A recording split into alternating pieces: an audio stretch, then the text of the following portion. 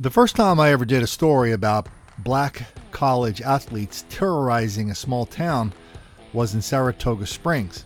I mean, this is a little town in the middle of horse country, no crime. Everybody leaves their doors unlocked. Then one day, somebody on the board of directors of the college said, "Hey, we ought to have a basketball team and be good for the college, add a little diversity, make a little money. It's a win-win. Let's go do it." The athletic director said, "Great idea." They got a basketball coach. First thing he did is head down to the ghettos of New York and Brooklyn and the Bronx, and he started recruiting 5, 10, 15, 20 people a year out of there. A crime wave followed soon after. It all came to a head when a couple of the basketball players were in a local diner, and they didn't like the fact that the sheriff, the local constable, was having lunch with a black guy. Next thing you know, there's like a major mini riot inside the diner. The basketball players were beating the hell out of people in the diner. The college president, a social justice warrior, she was the interim president. She sends a statement saying, it was racist that anybody arrested these guys for trashing the diner, attacking the cop, and attacking the black guy. Well, that is what brought it to a head. Everybody looked at her and said, A, you're crazy. B, we don't want this. C, we don't want you. D, we haven't really heard that much about crime from college athletes in that little town since then. Let's flash forward to today, to Western Michigan, to a really nasty bit of business involving a couple of football players. The victim, a 20-year-old female, had just moved into this apartment just a few days ago and was thinking about attending Western next year. She says one of the men had sent her a message on Twitter asking her to hang out, but she never thought it would lead to her possible death. And a warning, some of what you're about to hear may be disturbing to some. Around 8:30 Friday night, the victim, who wishes to remain anonymous, heard a knock on her door. I looked out the peephole, but the peephole was black, but I figured, this is like a not too nice apartment. Maybe it just doesn't work type thing. And so I unlocked the door and I cracked it maybe an inch and saw sunglasses, bandana, and a gun, and I knew exactly what was about to happen. She says two men, 20-year-old Bryson White and 18-year-old Ron George, pushed their way into her apartment with a gun and knife in hand. At the same time, the victim's male friend hid in the bedroom closet. They came in, I guess, and they threw me over the couch. At that point, they took my phone. They'd made several death threats at that point. They had a knife and the gun was pointed at me the entire time up until this point. The suspects asking her for money and drugs, eventually taking around $400 in cash and a speaker. When they asked for more, the situation escalated. They were like, "You better quit lying to me before I slit your throat."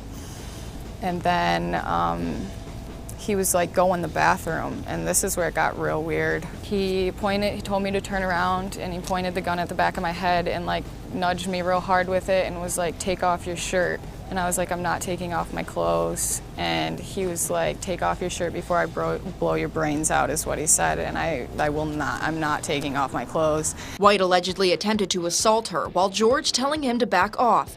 He pushed her against the bathroom wall, leaving a dent in the towel rack on the wall. That was like the most terrifying thing I've ever had to do. I don't know.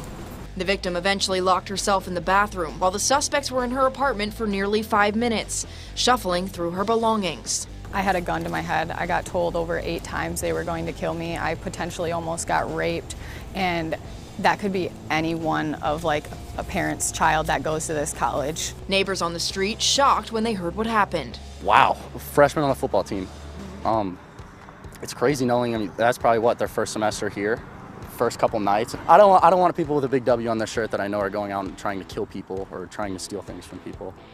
Now, the victim says she no longer wishes to attend Western Michigan University and plans on moving out of the apartment soon.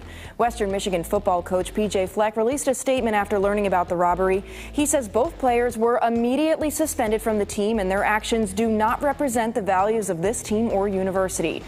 Yeah, blah, blah, blah. The weirdest things, or one of the weirdest things about the story, went right by me the first time I watched this video. Then I read the comments and somebody else picked up on it. There was another person in that apartment, this girl's boyfriend.